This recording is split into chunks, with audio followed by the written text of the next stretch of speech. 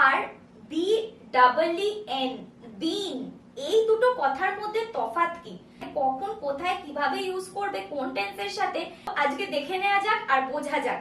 Being কথাটা সবসময় continuous টেন্সের সাথে ইউজ হবে, যেমন present continuous tense, past continuous tense, future continuous tense.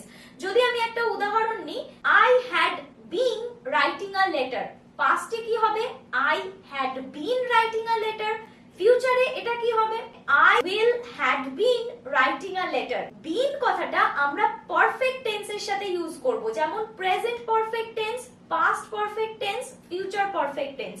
একটা উদাহরণ নেওয়া যাক, I sing a song, present perfect টেন্সে হবে I have been singing a song, past perfect টেন্সে হবে I had been singing a song, আর ফিউচার পারফেক্ট টেন্সে হবে I will had been singing a song. Thank you so much for watching the video.